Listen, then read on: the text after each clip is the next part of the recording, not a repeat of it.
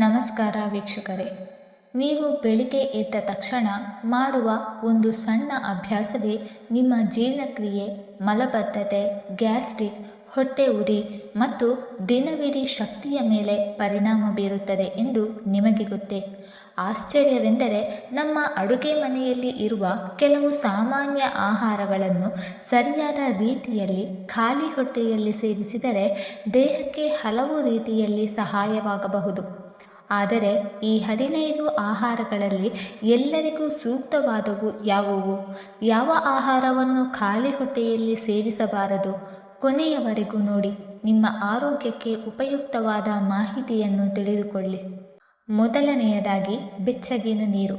ಬೆಳಿಗ್ಗೆ ಎದ್ದ ತಕ್ಷಣ 1 ಅಥವಾ 2 ಗ್ಲಾಸ್ ಬೆಚ್ಚಗಿನ ನೀರು ಕುಡಿಯುವುದು ಆರೋಗ್ಯಕರ ದಿನಚರಿಯನ್ನು ಆರಂಭಿಸಲು ಸರಳ ಮತ್ತು ಉತ್ತಮ ಅಭ್ಯಾಸವಾಗಿದೆ. ರಾತ್ರಿ ಪೂರ್ತಿ ನಿದ್ರೆಯ ನಂತರ ದೇಹಕ್ಕೆ ನೀರಿನ ಅಗತ್ಯವಿರುತ್ತದೆ.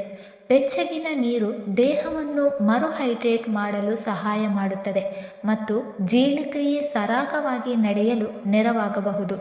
ಕೆಲವರಿಗೆ ಬೆಳಗಿನ ಮಲವಿಸರ್ಜನೆ ಸುಲಭವಾಗಲು ಇದು ಸಹಾಯಕವಾಗುತ್ತದೆ. ನೀರು ಕುಡಿದ ನಂತರ ಸುಮಾರು 15ರಿಂದ 20 ನಿಮಿಷಗಳ ಬಳಿಕ ಉಪಹಾರ ಸೇವಿಸಿದರೆ ಉತ್ತಮ. ಆದರೆ ತುಂಬ ಬಿಸಿ ನೀರು ಕುಡಿಯಬೇಡಿ, ಅದು ಬಾಯಿ ಮತ್ತು ಗಂಟಲಿಗೆ ಹಾನಿಯಾಗಬಹುದು. ಸಾಮಾನ್ಯವಾಗಿ ಉಗುರು ಬೆಚ್ಚಗಿನ ನೀರೇ ಸಾಕು. ಪ್ರತಿದಿನ ಈ ಸರಳ ಅಭ್ಯಾಸವನ್ನು ರೂಢಿಸಿಕೊಳ್ಳುವುದರಿಂದ ಒಟ್ಟಾರೆ ಆರೋಗ್ಯ ಕಾಪಾಡಿಕೊಳ್ಳಲು ಸಹಾಯವಾಗಬಹುದು. ಎರಡನೆಯದಾಗಿ, ನೆನೆಸಿದ ಮೆಂತ್ಯಕಾಳು. ರಾತ್ರಿ 1 ಚಮಚ ಮೆಂತ್ಯಕಾಳನ್ನು 1 ಗ್ಲಾಸ್ ನೀರಿನಲ್ಲಿ ನೆನೆಸಿ ಬೆಳಿಗ್ಗೆ ಖಾಲಿ ಹೊಟ್ಟೆಯಲ್ಲಿ ಆ ಕಾಳುಗಳನ್ನು ಚೆನ್ನಾಗಿ ಜಗಿದು ತಿನ್ನಬಹುದು. ಬೇಕಿದ್ದರೆ ನೆನೆಸಿದ ನೀರನ್ನು ಕುಡಿಯಬಹುದು. ಮೆಂತ್ಯದಲ್ಲಿ ನಾರಿನಾಂಶ, ಆಂಟಿಆಕ್ಸಿಡೆಂಟ್ಗಳು ಮತ್ತು ಹಲವು ಪೋಷಕಾಂಶಗಳಿವೆ. ಇದು ಜೀರ್ಣಕ್ರಿಯೆಗೆ ಸಹಾಯ ಮಾಡಬಹುದು ಹಾಗೂ ಕೆಲವರಿಗೆ ಗ್ಯಾಸ್ಟ್ರಿಕ್ ಮತ್ತು ಮಲಬದ್ಧತೆ ಸಮಸ್ಯೆ ಕಡಿಮೆಯಾಗಲು ನೆರವಾಗಬಹುದು. ಕೆಲವು ಅಧ್ಯಯನಗಳು ರಕ್ತದಲ್ಲಿನ ಸಕ್ಕರೆ ನಿಯಂತ್ರಣಕ್ಕೆ ಸಹಕಾರಿಯಾಗಬಹುದು ಎಂದು ಸೂಚಿಸುತ್ತದೆ. ಆದರೆ ಮಧುಮೇಹ ಔಷಧಿ ಅಥವಾ ಇನ್ಸುಲಿನ್ ಬಳಸುವವರು ವೈದ್ಯರ ಸಲಹೆ ಇಲ್ಲದೆ ಇದನ್ನು ನಿಯಮಿತವಾಗಿ ಸೇವಿಸಬಾರದು. ಯಾವುದೇ ಆಹಾರವು ಔಷಧಿಗೆ ಪರ್ಯಾಯವಲ್ಲ ಎಂಬುದನ್ನು ನೆನಪಿಡಿ. ಮೂರನೆಯದಾಗಿ, ನೆನೆಸಿದ ಬಾದಾಮಿ. ರಾತ್ರಿ 4ರಿಂದ 6 ಬಾದಾಮಿಯನ್ನು ನೀರಿನಲ್ಲಿ ನೆನೆಸಿ ಬೆಳಿಗ್ಗೆ ಸಿಪ್ಪೆ ತೆಗೆದು ಚೆನ್ನಾಗಿ ಜಗಿದು ತಿನ್ನುವುದು ಉತ್ತಮ ಅಭ್ಯಾಸವಾಗಿದೆ. ಬಾದಾಮಿಯಲ್ಲಿ ಉತ್ತಮ ಕೊಬ್ಬಿನಾಂಶ, ಪ್ರೋಟೀನ್, ನಾರಿನಾಂಶ, ವಿಟಮಿನ್ ಇ ಹಾಗೂ ಮೆಗ್ನೀಷಿಯಂ ಸಮೃದ್ಧವಾಗಿದೆ. ಇವು ದೇಹಕ್ಕೆ ಅಗತ್ಯವಾದ ಪೋಷಕಾಂಶಗಳನ್ನು ಒದಗಿಸುವುದರ ಜೊತೆಗೆ ಹೊಟ್ಟೆ ತುಂಬಿದ ಭಾವನೆ ನೀಡಲು ಸಹಾಯ ಮಾಡಬಹುದು. ನಿಯಮಿತವಾಗಿ ಮಿತ ಪ್ರಮಾಣದಲ್ಲಿ ಸೇವಿಸಿದರೆ ಹೃದಯದ ಆರೋಗ್ಯಕ್ಕೂ ಬೆಂಬಲ ನೀಡಬಹುದು. ಕೆಲವರು ನೆನೆಸಿದ ಬಾದಾಮಿ ಜೀರ್ಣವಾಗಲು ಸುಲಭವೆಂದು ನಂಬುತ್ತಾರೆ, ಆದರೆ ಇದಕ್ಕೆ ವೈಜ್ಞಾನಿಕ ಸಾಕ್ಷ್ಯಗಳು ಸೀಮಿತವಾಗಿದೆ. ಬಾದಾಮಿ ಕ್ಯಾಲೋರಿಗಳು ಹೆಚ್ಚಿರುವ ಆಹಾರವಾಗಿರುವುದರಿಂದ ಅತಿಯಾಗಿ ಸೇವಿಸದೆ ದಿನಕ್ಕೆ 4ರಿಂದ 6 ಬಾದಾಮಿ ಸಾಕಾಗುತ್ತದೆ. ನಾಲ್ಕನೆಯದಾಗಿ, ನೆನೆಸಿದ ಒಣದ್ರಾಕ್ಷಿ. ರಾತ್ರಿ 8ರಿಂದ 10 ಒಣದ್ರಾಕ್ಷಿಗಳನ್ನು ನೀರಿನಲ್ಲಿ ನೆನೆಸಿ ಬೆಳಿಗ್ಗೆ ಖಾಲಿ ಹೊಟ್ಟೆಯಲ್ಲಿ ಅವುಗಳನ್ನು ತಿನ್ನಬಹುದು. ಬೇಕಿದ್ದರೆ ನೆನೆಸಿದ ನೀರನ್ನು ಕುಡಿಯಬಹುದು. ಒಣದ್ರಾಕ್ಷಿಯಲ್ಲಿ ನೈಸರ್ಗಿಕ ಸಕ್ಕರೆ, ನಾರಿನಾಂಶ, ಕಬ್ಬಿಣ, ಪೊಟ್ಯಾಷಿಯಂ ಮತ್ತು ಕೆಲವು ಆಂಟಿಆಕ್ಸಿಡೆಂಟ್ಗಳಿವೆ. ನಾರಿನಾಂಶ ಇರುವುದರಿಂದ ಕೆಲವರಿಗೆ ಮಲಬದ್ಧತೆ ಕಡಿಮೆಯಾಗಲು ಸಹಾಯವಾಗಬಹುದು ಹಾಗೂ ಜೀರ್ಣಕ್ರಿಯೆ ಸುಧಾರಿಸಬಹುದು. ದೇಹಕ್ಕೆ ತ್ವರಿತ ಶಕ್ತಿ ನೀಡುವ ಆಹಾರವಾಗಿಯೂ ಇದು ಉಪಯುಕ್ತವಾಗಿದೆ. ಆದರೆ ಇದರಲ್ಲಿ ನೈಸರ್ಗಿಕ ಸಕ್ಕರೆ ಹೆಚ್ಚಿರುವುದರಿಂದ ಮಧುಮೇಹ ಇರುವವರು ಅಥವಾ ರಕ್ತದಲ್ಲಿನ ಸಕ್ಕರೆಯನ್ನು ನಿಯಂತ್ರಿಸಬೇಕಾದವರು ಮಿತ ಪ್ರಮಾಣದಲ್ಲಿ ಮಾತ್ರ ಸೇವಿಸಬೇಕು ಮತ್ತು ಅಗತ್ಯವಿದ್ದರೆ ವೈದ್ಯರು ಅಥವಾ ಪೌಷ್ಟಿಕ ತಜ್ಞರ ಸಲಹೆ ಪಡೆಯುವುದು ಉತ್ತಮ. ಐದನೆಯದಾಗಿ, ನೆಲ್ಲಿಕಾಯಿ. ಬೆಳಿಗ್ಗೆ ಖಾಲಿ ಹೊಟ್ಟೆಯಲ್ಲಿ ಒಂದು ತಾಜಾ ನೆಲ್ಲಿಕಾಯಿ ಅಥವಾ ಸಕ್ಕರೆ ಸೇರಿಸಿದ ನೆಲ್ಲಿಕಾಯಿ ರಸವನ್ನು ಮಿತ ಪ್ರಮಾಣದಲ್ಲಿ ಸೇವಿಸಬಹುದು. ನೆಲ್ಲಿಕಾಯಿಯಲ್ಲಿ ವಿಟಮಿನ್ ಸಿ, ಆಂಟಿಆಕ್ಸಿಡೆಂಟ್ಗಳು ಮತ್ತು ನಾರಿನಾಂಶ ಸಮೃದ್ಧವಾಗಿದ್ದು ರೋಗ ನಿರೋಧಕ ಶಕ್ತಿಗೆ ಬೆಂಬಲ ನೀಡಲು ಸಹಾಯ ಮಾಡಬಹುದು. ಇದು ಚರ್ಮದ ಆರೋಗ್ಯ, ಕೂದಲಿನ ಆರೋಗ್ಯ ಹಾಗೂ ದೇಹದ ಕೋಶಗಳನ್ನು ಆಕ್ಸಿಡೇಟಿವ್ ಹಾನಿಯಿಂದ ರಕ್ಷಿಸಲು ಸಹಕಾರಿ. ಕೆಲವರಿಗೆ ಜೀರ್ಣಕ್ರಿಯೆಯನ್ನು ಉತ್ತಮಗೊಳಿಸಲು ನೆರವಾಗಬಹುದು. ಆದರೆ ಹೆಚ್ಚು ಹುಳಿ ಇರುವುದರಿಂದ ಗ್ಯಾಸ್ಟ್ರಿಕ್, ಅಲ್ಸರ್ ಅಥವಾ ಹೊಟ್ಟೆಯಲ್ಲಿ ಅತಿಯಾದ ಉರಿ ಇರುವವರು ಖಾಲಿ ಹೊಟ್ಟೆಯಲ್ಲಿ ಸೇವಿಸಿದಾಗ ಅಸ್ವಸ್ಥತೆ ಅನುಭವಿಸಬಹುದು.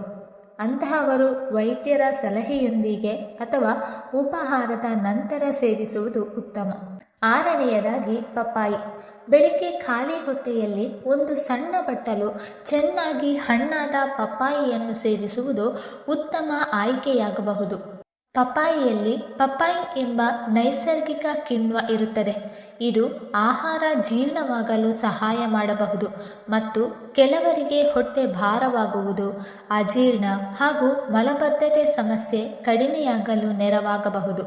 ಜೊತೆಗೆ ಇದರಲ್ಲಿ vitamin A, vitamin C, folate ಹಾಗೂ ನಾರಿನಾಂಶ ಸಮೃದ್ಧವಾಗಿದ್ದು ದೇಹಕ್ಕೆ ಅಗತ್ಯವಾದ ಪೋಷಕಾಂಶಗಳನ್ನು ಒದಗಿಸುತ್ತದೆ. ಪಪ್ಪಾಯಿ ಕಡಿಮೆ ಕ್ಯಾಲೋರಿಗಳನ್ನು ಹೊಂದಿರುವುದರಿಂದ ತೂಕ ನಿಯಂತ್ರಣಕ್ಕೂ ಸಹಾಯಕವಾಗಬಹುದು. ಆದರೆ ಅತಿಯಾಗಿ ಸೇವಿಸದೆ ಮಿತ ಪ್ರಮಾಣದಲ್ಲಿ ತಿನ್ನುವುದು ಉತ್ತಮ. ಯಾರಿಗಾದರೂ ಅಲರ್ಜಿ ಅಥವಾ ಆರೋಗ್ಯ ಸಮಸ್ಯೆಗಳಿದ್ದರೆ ವೈದ್ಯರ ಸಲಹೆ ಪಡೆಯಿರಿ. 7ನೇಯದಾಗಿ ನೆನೆಸಿದ ಚಿಯಾ ಬೀಜ ಅಥವಾ ತುಳಸಿ ಬೀಜ. 1 ಚಮಚ ಚಿಯಾ ಬೀಜ ಅಥವಾ ತುಳಸಿ ಬೀಜವನ್ನು 20ರಿಂದ 30 ನಿಮಿಷ ನೀರಿನಲ್ಲಿ ನೆನೆಸಿ ಬೆಳಿಗ್ಗೆ ಸೇವಿಸಬಹುದು. ಇವುಗಳಲ್ಲಿ ನಾರಿನಾಂಶ, ಒಮೆಗಾ 3 ಕೊಬ್ಬಿನಾಂಶ ಮತ್ತು ಖನಿಜಗಳು ಸಮೃದ್ಧವಾಗಿದೆ. ಇವು ಹೊಟ್ಟೆ ತುಂಬಿದ ಭಾವನೆ ನೀಡಲು, ಜೀರ್ಣಕ್ರಿಯೆಗೆ ಬೆಂಬಲ ನೀಡಲು ಹಾಗೂ ದೇಹಕ್ಕೆ ನೀರಿನಾಂಶ ಒದಗಿಸಲು ಸಹಾಯ ಮಾಡಬಹುದು. ಆದರೆ ಯಾವಾಗಲೂ ನೆನೆಸಿದ ಬಳಿಕವೇ ಸೇವಿಸಿ ಮತ್ತು ಸಾಕಷ್ಟು ನೀರು ಕುಡಿಯುವುದು ಉತ್ತಮ. 8ನೇಯದಾಗಿ ಮೊಸರು. ಮೊಸರು ಪ್ರೋಬಯೋಟಿಕ್ಸ್ನ ಉತ್ತಮ ಮೂಲವಾಗಿದ್ದು ಕರುಳಿನ ಆರೋಗ್ಯಕ್ಕೆ ಬೆಂಬಲ ನೀಡಬಹುದು. ಕೆಲವರಿಗೆ ಬೆಳಿಗ್ಗೆ ಖಾಲಿ ಹೊಟ್ಟೆಯಲ್ಲಿ ಮೊಸರು ಸೇವಿಸುವುದು ಸೂಕ್ತವಾಗಬಹುದು. ಆದರೆ ಎಲ್ಲರಿಗೂ ಇದು ಹೊಂದಿಕೆಯಾಗುವುದಿಲ್ಲ. ಕೆಲವರಿಗೆ ಅಜೀರ್ಣ ಅಥವಾ ಅಸ್ವಸ್ಥತೆ ಉಂಟಾಗಬಹುದು. ಆದ್ದರಿಂದ ನಿಮ್ಮ ದೇಹಕ್ಕೆ ಹೊಂದಿದರೆ ಮಾತ್ರ ಸೇವಿಸಿ. ಸಕ್ಕರೆ ಸೇರಿಸದ ತಾಜಾ ಮೊಸರನ್ನು ಆಯ್ಕೆ ಮಾಡುವುದು ಉತ್ತಮ. ಬೇಕಿದ್ದರೆ ಹಣ್ಣುಗಳೊಂದಿಗೆ ಸೇರಿಸಿ ಉಪಾಹಾರವಾಗಿಯೂ ಸೇವಿಸಬಹುದು. 9ನೇಯದಾಗಿ ಜೀರಿಗೆ ನೀರು. ಬೆಳಿಗ್ಗೆ ಖಾಲಿ ಹೊಟ್ಟೆಯಲ್ಲಿ ಜೀರಿಗೆ ನೀರು ಕುಡಿಯುವುದು ಜೀರ್ಣಕ್ರಿಯೆಯನ್ನು ಸುಧಾರಿಸಲು ಸಹಾಯಕವಾಗಬಹುದು. ಜೀರಿಗೆಯಲ್ಲಿರುವ ನೈಸರ್ಗಿಕ ಸಂಯುಕ್ತಗಳು ಹೊಟ್ಟೆಯ ಉಬ್ಬರ, ಗ್ಯಾಸ್ ಮತ್ತು ಅಜೀರ್ಣದಂತಹ ಸಮಸ್ಯೆಗಳನ್ನು ಕಡಿಮೆ ಮಾಡಲು ನೆರವಾಗಬಹುದು. ಇದು ದೇಹಕ್ಕೆ ಅಗತ್ಯವಾದ ನೀರಿನ ಪೂರೈಕೆಯನ್ನು ಒದಗಿಸಿ ಚಯಾಪಚಯ ಕ್ರಿಯೆ ಸರಾಗವಾಗಿ ನಡೆಯಲು ಸಹಾಯ ಮಾಡಬಹುದು. ಕೆಲವು ಜನರಲ್ಲಿ ಮಲಬದ್ಧತೆಯನ್ನು ಕಡಿಮೆ ಮಾಡಲು ಮತ್ತು ಹೊಟ್ಟೆಯನ್ನು ಹಗುರವಾಗಿಡಲು ಸಹಕಾರಿ. ಜೀರಿಗೆಯಲ್ಲಿ ಆಂಟಿಆಕ್ಸಿಡೆಂಟ್ಗಳು ಹಾಗೂ ಕಬ್ಬಿಣದಂತಹ ಪೋಷಕಾಂಶಗಳು ಇವೆ. ಉತ್ತಮ ಫಲಿತಾಂಶಕ್ಕಾಗಿ ಸಮತೋಲಿತ ಆಹಾರ, ನಿಯಮಿತ ವ್ಯಾಯಾಮ ಮತ್ತು ಆರೋಗ್ಯಕರ ಜೀವನ ಶೈಲಿಯನ್ನು ಅನುಸರಿಸುವುದು ಮುಖ್ಯ. 10ನೇಯದಾಗಿ ತೆಂಗಿನ ನೀರು. ಬೆಳಿಗ್ಗೆ ಖಾಲಿ ಹೊಟ್ಟೆಯಲ್ಲಿ 1 ಗ್ಲಾಸ್ ತಾಜಾ ತೆಂಗಿನ ನೀರು ಕುಡಿಯುವುದು ದೇಹಕ್ಕೆ ನೈಸರ್ಗಿಕವಾಗಿ ನೀರಿನಾಂಶ ಮತ್ತು ಎಲೆಕ್ಟ್ರೋಲೈಟ್ಗಳನ್ನು ಒದಗಿಸುತ್ತದೆ. ಇದರಲ್ಲಿ ಪೊಟ್ಯಾಷಿಯಂ, ಮೆಗ್ನೀಷಿಯಂ ಹಾಗೂ ಇತರ ಖನಿಜಗಳು ಇದ್ದು ದೇಹವನ್ನು ಹೈಡ್ರೇಟ್ ಆಗಿಡಲು ಸಹಾಯ ಮಾಡಬಹುದು. ಬೇಸಿಗೆಯಲ್ಲಿ ಇದು ಹೆಚ್ಚು ಪ್ರಯೋಜನಕಾರಿಯಾಗಿದೆ. ಆದರೆ ಮೂತ್ರಪಿಂಡದ ಸಮಸ್ಯೆ ಅಥವಾ ಪೊಟ್ಯಾಷಿಯಂ ನಿಯಂತ್ರಿಸಬೇಕಾದವರು ವೈದ್ಯರ ಸಲಹೆಯಂತೆ ಮಾತ್ರ ಸೇವಿಸುವುದು ಉತ್ತಮ. 11ನೇಯದಾಗಿ ಓಟ್ಸ್. ಓಟ್ಸ್ ನಾರಿನಾಂಶ, ವಿಶೇಷವಾಗಿ ಬೀಟಾ ಗ್ಲೂಕನ್ ಎಂಬ ಕರಗುವ ನಾರಿನಿಂದ ಸಮೃದ್ಧವಾಗಿದೆ. ಬೆಳಿಗ್ಗೆ ಉಪಹಾರವಾಗಿ ಓಟ್ಸ್ ಸೇವಿಸುವುದರಿಂದ ಹೊಟ್ಟೆ ತುಂಬಿದ ಭಾವನೆ ಹೆಚ್ಚು ಸಮಯ ಬರುತ್ತದೆ ಮತ್ತು ಜೀರ್ಣಕ್ರಿಯೆಗೆ ಬೆಂಬಲ ದೊರೆಯಬಹುದು. ಇದು ಶಕ್ತಿಯನ್ನು ನಿಧಾನವಾಗಿ ಬಿಡುಗಡೆ ಮಾಡುವುದರಿಂದ ದಿನವಿಡೀ ಚೈತನ್ಯದಿಂದ ಇರಲು ಸಹಾಯ ಮಾಡಬಹುದು. ಸಕ್ಕರೆ ಸೇರಿಸದೆ ಹಾಲು, ಮೊಸರು ಅಥವಾ ಹಣ್ಣುಗಳೊಂದಿಗೆ ಸೇವಿಸಿದರೆ ಇನ್ನಷ್ಟು ಪೌಷ್ಟಿಕರವಾಗಿರುತ್ತದೆ. 12ನೇಯದಾಗಿ ಮೊಳಕೆ ಬಂದ ಕಾಳುಗಳು. ಮೊಳಕೆ ಬಂದ ಕಾಳುಗಳು ಬೆಳಗಿನ ಉಪಹಾರಕ್ಕೆ ಅತ್ಯುತ್ತಮ ಪೌಷ್ಟಿಕ ಆಹಾರಗಳಲ್ಲಿ ಒಂದಾಗಿದೆ. ಹೆಸರುಕಾಳು, ಕಡಲೆ ಅಥವಾ ಇತರ ಕಾಳುಗಳನ್ನು ಮೊಳಕೆ ಬರಿಸಿ ಸೇವಿಸಿದರೆ ಪ್ರೋಟೀನ್, ನಾರಿನಾಂಶ, ವಿಟಮಿನ್ ಸಿ, ಬಿ ವಿಟಮಿನ್ಗಳು ಹಾಗೂ ಖನಿಜಗಳು ಉತ್ತಮ ಪ್ರಮಾಣದಲ್ಲಿ ದೊರೆಯುತ್ತದೆ. ಇವು ಹೊಟ್ಟೆ ತುಂಬಿದ ಭಾವನೆ ನೀಡಲು, ಜೀರ್ಣಕ್ರಿಯೆಗೆ ಬೆಂಬಲ ನೀಡಲು ಮತ್ತು ದೇಹಕ್ಕೆ ಅಗತ್ಯವಾದ ಪೋಷಕಾಂಶಗಳನ್ನು ಒದಗಿಸಲು ಸಹಾಯ ಮಾಡಬಹುದು. ಕೆಲವರಿಗೆ ಕಚ್ಚಾ ಮೊಳಕೆ ಬಂದ ಕಾಳುಗಳು ಜೀರ್ಣವಾಗಲು ಕಷ್ಟವಾಗಬಹುದು. ಅಂತಹವರು ಅವುಗಳನ್ನು ಸ್ವಲ್ಪ ಹಬೆಯಲ್ಲಿ ಬೇಯಿಸಿ ಅಥವಾ ಲಘುವಾಗಿ ಉಕ್ಕಿಸಿ ಸೇವಿಸುವುದು ಉತ್ತಮ. ಸ್ವಚ್ಛವಾಗಿ ತಯಾರಿಸಿದ ಮೊಳಕೆ ಬಂದ ಕಾಳುಗಳನ್ನು ಮಿತ ಪ್ರಮಾಣದಲ್ಲಿ ಸೇವಿಸಿದರೆ ಆರೋಗ್ಯಕರ ಆಹಾರ ಕ್ರಮದ ಉತ್ತಮ ಭಾಗವಾಗಬಹುದು. 13ನೇದಾಗಿ ನೆನೆಸಿದ ಅಂಜೂರ. ರಾತ್ರಿ 2 3 ಒಣ ಅಂಜೂರವನ್ನು ನೀರಿನಲ್ಲಿ ನೆನೆಸಿ ಬೆಳಿಗ್ಗೆ ಖಾಲಿ ಹೊಟ್ಟೆಯಲ್ಲಿ ಸೇವಿಸಬಹುದು. ಅಂಜೂರದಲ್ಲಿ ನಾರಿನಾಂಶ, ಕ್ಯಾಲ್ಸಿಯಂ, ಪೊಟ್ಯಾಷಿಯಂ ಹಾಗೂ ಕಬ್ಬಿಣದಂತಹ ಪೋಷಕಾಂಶಗಳು ಸಮೃದ್ಧವಾಗಿದೆ. ಇದು ಜೀರ್ಣಕ್ರಿಯೆಗೆ ಬೆಂಬಲ ನೀಡಲು ಮತ್ತು ಮಲಬದ್ಧತೆ ಕಡಿಮೆಯಾಗಲು ಸಹಾಯ ಮಾಡಬಹುದು. ಜೊತೆಗೆ ಹೊಟ್ಟೆ ತುಂಬಿದ ಭಾವನೆ ನೀಡುವುದರಿಂದ ಆರೋಗ್ಯಕರ ಆಹಾರ ಕ್ರಮದ ಉತ್ತಮ ಭಾಗವಾಗಬಹುದು. ಆದರೆ ಇದರಲ್ಲಿ ನೈಸರ್ಗಿಕ ಸಕ್ಕರೆ ಇರುವುದರಿಂದ ಮಧುಮೇಹ ಇರುವವರು ಮಿತ ಪ್ರಮಾಣದಲ್ಲಿ ಸೇವಿಸುವುದು ಉತ್ತಮ. 14ನೇದಾಗಿ ನೆನೆಸಿದ ಖರ್ಜೂರ. ರಾತ್ರಿ 2 3 ಖರ್ಜೂರವನ್ನು ನೀರಿನಲ್ಲಿ ನೆನೆಸಿ ಬೆಳಿಗ್ಗೆ ಖಾಲಿ ಹೊಟ್ಟೆಯಲ್ಲಿ ಸೇವಿಸಬಹುದು. ಖರ್ಜೂರದಲ್ಲಿ ನೈಸರ್ಗಿಕ ಸಕ್ಕರೆ, ನಾರಿನಾಂಶ, ಪೊಟ್ಯಾಷಿಯಂ, ಮೆಗ್ನೀಷಿಯಂ ಮತ್ತು ಕಬ್ಬಿಣದಂತಹ ಪೋಷಕಾಂಶಗಳು ಸಮೃದ್ಧವಾಗಿದೆ. ಇದು ದೇಹಕ್ಕೆ ತ್ವರಿತ ಶಕ್ತಿ ನೀಡಲು, ಜೀರ್ಣಕ್ರಿಯೆಗೆ ಬೆಂಬಲ ನೀಡಲು ಹಾಗೂ ಕೆಲವರಿಗೆ ಮಲಬದ್ಧತೆ ಕಡಿಮೆಯಾಗಲು ಸಹಾಯ ಮಾಡಬಹುದು. ಆದರೆ ಖರ್ಜೂರದಲ್ಲಿ ನೈಸರ್ಗಿಕ ಸಕ್ಕರೆ ಹೆಚ್ಚಿರುವುದರಿಂದ ಮಧುಮೇಹ ಇರುವವರು ಅಥವಾ ರಕ್ತದಲ್ಲಿನ ಸಕ್ಕರೆಯನ್ನು ನಿಯಂತ್ರಿಸಬೇಕಾದವರು ವೈದ್ಯರ ಸಲಹೆಯಂತೆ ಮಿತ ಪ್ರಮಾಣದಲ್ಲಿ ಸೇವಿಸುವುದು ಉತ್ತಮ. 15ನೇದಾಗಿ ನೆನೆಸಿದ ಕಡಲೆ ಬೀಜ. ರಾತ್ರಿ 1 ಮುಷ್ಟಿ ಶೇಂಗಾ ಬೀಜವನ್ನು ನೀರಿನಲ್ಲಿ ನೆನೆಸಿ ಬೆಳಿಗ್ಗೆ ಖಾಲಿ ಹೊಟ್ಟೆಯಲ್ಲಿ ಅಥವಾ ಉಪಾಹಾರದೊಂದಿಗೆ ಸೇವಿಸುವುದು ಆರೋಗ್ಯಕರ ಅಭ್ಯಾಸವಾಗಬಹುದು. ನೆನೆಸುವುದರಿಂದ ಶೇಂಗಾ ಸ್ವಲ್ಪ ಮೃದುವಾಗಿ ಜೀರ್ಣವಾಗಲು ಅನುಕೂಲವಾಗುತ್ತದೆ. ಶೇಂಗಾ ಬೀಜದಲ್ಲಿ ಉತ್ತಮ ಗುಣಮಟ್ಟದ ಪ್ರೋಟೀನ್, ಆರೋಗ್ಯಕರ ಕೊಬ್ಬು, ನಾರಿನಾಂಶ, ವಿಟಮಿನ್ ಇ, ಮೆಗ್ನೀಷಿಯಂ ಮತ್ತು ಫೋಲೇಟ್ನಂತಹ ಪೋಷಕಾಂಶಗಳು ಸಮೃದ್ಧವಾಗಿದೆ.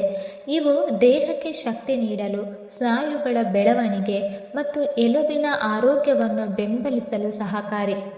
ಇದರಲ್ಲಿರುವ ಆರೋಗ್ಯಕರ ಕೊಬ್ಬು ಮತ್ತು ಆಂಟಿಆಕ್ಸಿಡೆಂಟ್ಗಳು ಹೃದಯದ ಆರೋಗ್ಯಕ್ಕೂ ಬೆಂಬಲ ನೀಡುತ್ತದೆ. ನಿಯಮಿತವಾಗಿ ಮಿತ ಪ್ರಮಾಣದಲ್ಲಿ ಸೇವಿಸುವುದರಿಂದ ಒಟ್ಟಾರೆ ಸಮತೋಲಿತ ಆಹಾರದ ಭಾಗವಾಗಿ ಉತ್ತಮ ಪೋಷಕಾಂಶಗಳನ್ನು ಪಡೆಯಬಹುದು. ಆದರೆ ಶೇಂಗಾ ಹೆಚ್ಚಿನ ಕ್ಯಾಲೋರಿಯನ್ನು ಹೊಂದಿರುವುದರಿಂದ ಅತಿಯಾಗಿ ಸೇವಿಸುವುದು ಸೂಕ್ತವಲ್ಲ. ಸಾಮಾನ್ಯವಾಗಿ 1 ಸಣ್ಣ ಮುಷ್ಟಿ ಸಾಕಾಗುತ್ತದೆ. ಶೇಂಗಾ ಅಲರ್ಜಿ ಇರುವವರು ಇದನ್ನು ಸೇವಿಸಬಾರದು. ಮಧುಮೇಹ ಅಥವಾ ಇತರ ಆರೋಗ್ಯ ಸಮಸ್ಯೆಗಳಿರುವವರು ತಮ್ಮ ವೈದ್ಯರು ಅಥವಾ ಪೌಷ್ಟಿಕ ತಜ್ಞರ ಸಲಹೆಯಂತೆ ಆಹಾರ ಕ್ರಮವನ್ನು ಅನುಸರಿಸುವುದು ಉತ್ತಮ. 16ನೇದಾಗಿ ಶುಂಠಿ. ಬೆಳಿಗ್ಗೆ ಖಾಲಿ ಹೊಟ್ಟೆಯಲ್ಲಿ ಶುಂಠಿ ನೀರನ್ನು ಮಿತವಾಗಿ ಕುಡಿಯುವುದರಿಂದ ಜೀರ್ಣಕ್ರಿಯೆ ಉತ್ತಮವಾಗಲು ಸಹಾಯವಾಗಬಹುದು.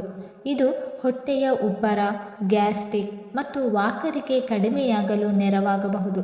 ಶುಂಠಿಯಲ್ಲಿರುವ ಜಿಂಜರಾಲ್ ಎಂಬ ನೈಸರ್ಗಿಕ ಸಂಯುಕ್ತವು ಉರಿಯೂತವನ್ನು ಕಡಿಮೆ ಮಾಡಲು ಸಹಕಾರಿ ಎಂದು ಕೆಲವು ಅಧ್ಯಯನಗಳು ಸೂಚಿಸುತ್ತದೆ. ಇದು ರೋಗ ನಿರೋಧಕ ಶಕ್ತಿಯನ್ನು ಬೆಂಬಲಿಸಲು ಹಾಗೂ ರಕ್ತ ಸಂಚಾರ ಸುಧಾರಿಸಲು ಸಹಾಯ ಮಾಡಬಹುದು. ಕೆಲವರಿಗೆ ಬೆಳಗಿನ ಆಯಾಸ ಕಡಿಮೆಯಾಗಿ ಚೈತನ್ಯ ಹೆಚ್ಚಾದ ಅನುಭವವೂ ಆಗಬಹುದು. ಆದರೆ ಅತಿಯಾಗಿ ಸೇವಿಸಬಾರದು. ಹೊಟ್ಟೆಯ ಅಲ್ಸರ್, ತೀವ್ರ ಅಸಿಡಿಟಿ, ಪಿತ್ತಕೋಶದ ಸಮಸ್ಯೆ ಇರುವವರು ಅಥವಾ ರಕ್ತ ತೆಳುವಾಗಿಸುವ ಔಷಧಿಗಳನ್ನು ಸೇವಿಸುವವರು ವೈದ್ಯರ ಸಲಹೆಯೊಂದಿಗೆ ಮಾತ್ರ ಶುಂಠಿ ನೀರನ್ನು ಸೇವಿಸುವುದು ಉತ್ತಮ. 17ನೇದಾಗಿ ನೆನೆಸಿದ ಅಂಜೂರ. ಬೆಳಿಗ್ಗೆ ಖಾಲಿ ಹೊಟ್ಟೆಯಲ್ಲಿ 2-3 ನೆನೆಸಿದ ಅಂಜೂರವನ್ನು ಸೇವಿಸುವುದು ಆರೋಗ್ಯಕ್ಕೆ ಪ್ರಯೋಜನಕಾರಿಯಾಗಬಹುದು. ಅಂಜೂರದಲ್ಲಿ ನಾರಿನಾಂಶ, ಪೊಟ್ಯಾಷಿಯಂ, ಕ್ಯಾಲ್ಸಿಯಂ, ಕಬ್ಬಿಣ ಮತ್ತು ಆಂಟಿಆಕ್ಸಿಡೆಂಟ್ಗಳು ಸಮೃದ್ಧವಾಗಿದೆ. ಇದು ಜೀರ್ಣಕ್ರಿಯೆಯನ್ನು ಸುಧಾರಿಸಲು, ಮಲಬದ್ಧತೆಯನ್ನು ಕಡಿಮೆ ಮಾಡಲು ಹಾಗೂ ಹೊಟ್ಟೆಯನ್ನು ಸ್ವಚ್ಛವಾಗಿಡಲು ಸಹಾಯ ಮಾಡಬಹುದು. ದೇಹಕ್ಕೆ ತ್ವರಿತ ಶಕ್ತಿ ನೀಡುವುದರ ಜೊತೆಗೆ ಮೂಳೆಗಳ ಆರೋಗ್ಯಕ್ಕೂ ಬೆಂಬಲ ನೀಡುತ್ತದೆ. ಹೃದಯದ ಆರೋಗ್ಯ ಮತ್ತು ರಕ್ತದೊತ್ತಡ ನಿಯಂತ್ರಣಕ್ಕೂ ಸಹಾಯಕವಾಗಬಹುದು. ಆದರೆ ಅಂಜೂರದಲ್ಲಿ ನೈಸರ್ಗಿಕ ಸಕ್ಕರೆ ಹೆಚ್ಚಿರುವುದರಿಂದ ಮಧುಮೇಹ ಇರುವವರು ಅಥವಾ ರಕ್ತದಲ್ಲಿನ ಸಕ್ಕರೆಯನ್ನು ನಿಯಂತ್ರಿಸಬೇಕಾದವರು ಮಿತವಾಗಿ ಸೇವಿಸುವುದು ಉತ್ತಮ. ಪ್ರತಿದಿನ 2-3 ನೆನೆಸಿದ ಅಂಜೂರ ಸಾಕು. 18ನೇಯದಾಗಿ ಅಗಸೆ ಬೀಜಗಳು. ಬೆಳಿಗ್ಗೆ ಖಾಲಿ ಹೊಟ್ಟೆಯಲ್ಲಿ ನೆನೆಸಿದ ಅಗಸೆ ಬೀಜವನ್ನು ಮಿತವಾಗಿ ಸೇವಿಸುವುದರಿಂದ ದೇಹಕ್ಕೆ ಒಮೆಗಾ-3 ಕೊಬ್ಬಿನಾಮ್ಲಗಳು, ನಾರಿನಾಂಶ ಹಾಗೂ ಆಂಟಿಆಕ್ಸಿಡೆಂಟ್ಗಳು ದೊರೆಯುತ್ತದೆ. ಇದು ಜೀರ್ಣಕ್ರಿಯೆ ಸುಧಾರಿಸಲು, ಮಲಬದ್ಧತೆ ಕಡಿಮೆ ಮಾಡಲು ಮತ್ತು ಹೊಟ್ಟೆ ಹೆಚ್ಚು ಸಮಯ ತುಂಬಿರುವ ಅನುಭವ ನೀಡಲು ಸಹಾಯ ಮಾಡಬಹುದು. ಹೃದಯದ ಆರೋಗ್ಯಕ್ಕೆ ಬೆಂಬಲ ನೀಡುವುದರ ಜೊತೆಗೆ ಕೊಲೆಸ್ಟ್ರಾಲ್ ನಿಯಂತ್ರಣಕ್ಕೂ ಸಹಕಾರಿಯಾಗಬಹುದು. ಅಗಸೆ ಬೀಜವನ್ನು ಸಂಪೂರ್ಣವಾಗಿ ನುಂಗುವುದಕ್ಕಿಂತ ಸ್ವಲ್ಪ ಪುಡಿ ಮಾಡಿ ಅಥವಾ ರಾತ್ರಿ ನೆನೆಸಿ ಸೇವಿಸುವುದು ಉತ್ತಮ. ದಿನಕ್ಕೆ ಸುಮಾರು 1-2 ಚಮಚ ಸಾಕು. ಸಾಕಷ್ಟು ನೀರು ಕುಡಿಯುವುದು ಮುಖ್ಯ. ಗರ್ಭಿಣಿಯರು ಅಥವಾ ಕೆಲವು ಆರೋಗ್ಯ ಸಮಸ್ಯೆಗಳಿರುವವರು ನಿಯಮಿತವಾಗಿ ಸೇವಿಸುವ ಮೊದಲು ವೈದ್ಯರ ಸಲಹೆ ಪಡೆಯುವುದು ಉತ್ತಮ. ಇನ್ನು ಯಾವ ಆಹಾರವನ್ನು ಖಾಲಿ ಹೊಟ್ಟೆಯಲ್ಲಿ ಸೇವಿಸಬಾರದು ಹಾಗೂ ಈ ಆಹಾರಗಳನ್ನು ಹೇಗೆ ಸೇವಿಸಬೇಕು ಎಂದು ತಿಳಿಯೋಣ. ಬೆಳಿಗ್ಗೆ ಖಾಲಿ ಹೊಟ್ಟೆಯಲ್ಲಿ ತುಂಬ ಖಾರವಾದ ಆಹಾರ, ಹೆಚ್ಚು ಎಣ್ಣೆಯಲ್ಲಿ ಕರಿದ ಪದಾರ್ಥಗಳು, ಅತಿಯಾದ ಸಿಹಿ, ತಂಪು ಪಾನೀಯಗಳು ಹಾಗೂ ಅತಿಯಾದ ಕಾಫಿ ಅಥವಾ ಚಹಾ ಸೇವಿಸುವುದನ್ನು ಸಾಧ್ಯವಾದಷ್ಟು ತಪ್ಪಿಸಿ. ಇವು ಕೆಲವರಿಗೆ ಹೊಟ್ಟೆ ಉರಿ, ಅಜೀರ್ಣ ಅಥವಾ ಗ್ಯಾಸ್ಟ್ರಿಕ್ ಸಮಸ್ಯೆಯನ್ನು ಹೆಚ್ಚಿಸಬಹುದು.